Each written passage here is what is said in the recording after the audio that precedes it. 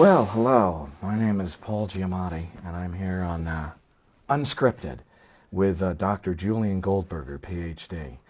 And we're going to get intimate and lathered up together and very friendly, Julian and I.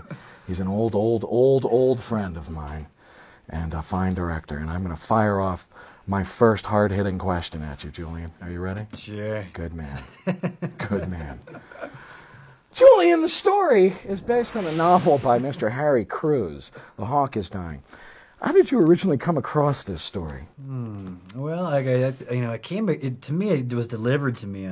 Really? Yeah, it was. Did you send away for it, like from a cereal box or something? It was kind of like that. It was, like one of those magazines. Right. That's, like, you send away for The decoder ring. Yeah. And you got a book. And they sent me The Hawk is Dying. Nice. Which is great. Yeah. Because I was always looking for a Harry Crews book to do, and I couldn't find one, and then somehow this one was delivered to me. And that one worked for you. Yeah. And you liked it because, why'd you like it? This was the one. This was the one. It just it felt right. We got to, His stuff's real grotesque, violent, weird. I never read the book, and I'm proud to say that. Yeah. Having been in the movie, I didn't actually read the book. But is this one the same kind of thing? In that sense, Yeah, that's what it's that tradition. kind of macho, violent thing. Yeah, it is on the surface, But I think the thing about Crews is that, he gets that kind of rap, as the macho sort of, testosterone-driven, Yeah. That's. I think that his work is definitely much more Right. Complex, Right. and he gets a bad rep for his female characters too. But there's a lot of strength in those. That's true. And then ladies. There's a lot of screwing in his books, Yeah. right? Yeah. What attracted you to the role of George Gatling? I got to mess around with Michelle Williams. Yeah, that was pretty good. Yeah, I thought that would be pretty good. I actually thought the whole bird thing was pretty interesting. I wanted to play around with hawks. Yeah. And then I met you, and I fell in love. And I wanted to, seriously, no. So, and then I wanted to do it because of that. But, it was a no-brainer. Yeah, freestyle. All right, here we go, man. You're a big food guy. You like eating southern fried food. What's your favorite thing to eat down there? Yeah, Because I remember going out and eating a lot of good food with you. We should talk about that experience down on the, what street you was can that? eat down there, and it's like you feel like you just ate like a greased-up softball.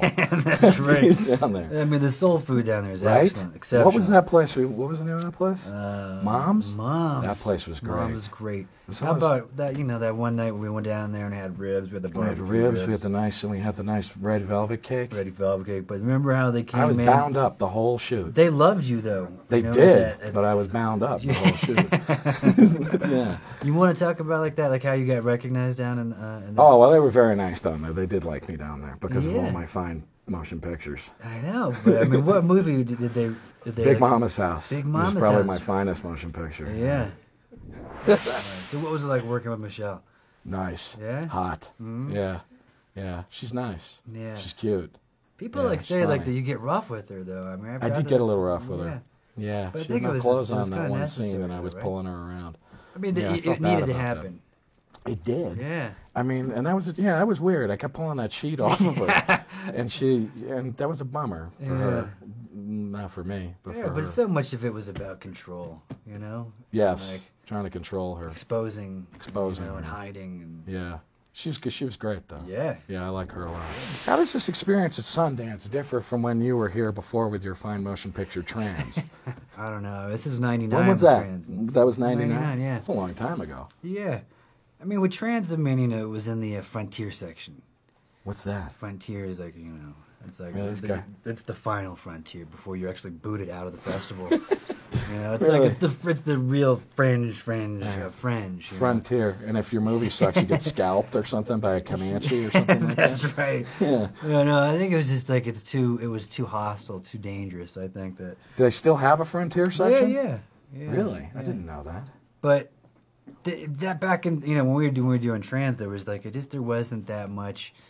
At stake. It's it was Right. we did this thing, and that was a miracle in itself, and it was it wasn't the pressure. Yeah. We didn't feel the press.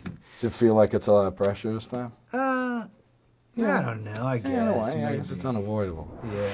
What was it like working with parrots? Yeah. The parrot in the movie is, it's not actually a hawk, it's a parrot dressed as a hawk. And pretty good performance very by good that performance parrot. from the parrot. Yeah. Yeah. No, we had 3 different parrots that we rotated, and they were all right. They were great. They didn't crap as much as I thought they would. Honestly, I thought that they were going to do that all the time, and I only remember them doing that once in the funeral home. Yeah, which but they was crapped awkward, once on Michelle's foot, right? They crapped on Michelle a couple of times. Right. Yeah. Well, yeah. What can major studios learn from the indie process? Oh, Speak truth to power, now, Julian. That's right. Yeah, well, I mean, it enables you to really do a different caliber of work because of your limitations. And you don't have the anxiety about the money. You I mean, you have a different kind of anxiety about not having it. Well, I mean, you can't really escape the anxiety because it's like you're just, you're taking a run with this thing and you're not sure where it's going, which is extremely exhilarating. Right. And that's part of what's so fun about it. But with studio movies, I mean, you don't, from what I understand, I mean, I've never made a studio movie, but it doesn't seem like you have. I've made some fine ones. Yeah? Yeah. So I can definitely tell you it's a different thing. Yeah, they're crazy to think that there's not an audience for films that, they want to step outside the box. And, I think that audience is just hungry. They got an appetite, for films like that. Keep it small. Revenue, yeah. You can keep it real, I think that's the best. I like that. Keep it small, keep it real. Yeah. I live by that code. You a pro wrestling fan? You like pro wrestling? Back in the day, back in the 70s, old school stuff was good, right? I remember George the Animal Steel, all that stuff. Yeah, but remember we were talking about Dusty Rhodes? Oh yeah, he was going to be in the movie. That's right. Dusty Rhodes, the American Dream. That's right. What happened with that? Dusty Rhodes, the American Dream, still doing the circuit. He was going to play my brother-in-law in it, right? Alonzo. Yes. He's the kind of shit kicker redneck. Yeah. But Dusty had this, he had this idea or this vision of himself. Did he come in with something? Being a headliner. Right. You know what I mean? Right. Well, and he could not understand the idea of like a supporting character or like supporting player. Right. Can you imagine if he'd been in it? Like, I mean, a whole new like demographic would open up. I know, it was kind of exciting, but I mean, it worked out because our the actor that played Lonzo, Mark McCulley, was outstanding. He could probably kick Dusty Rhodes' ass. Yes. He's like a pro wrestler. I know, man. He was intimidating, but he's really sweet. Yeah, he's a really good actor. Tell me, Paul. Yeah. 3 things that you love about movies. Wow. I love you. And you're all about movies. I love me. And I like popcorn. All right. So that's it. And how about you, man? Right back at you. Yeah, well, I love you. Yeah. Yeah. I know you love movies. And, I kind of like Bit of Honeys, but they're hard to find. They don't really sell those anymore. Those are old school, though. I know.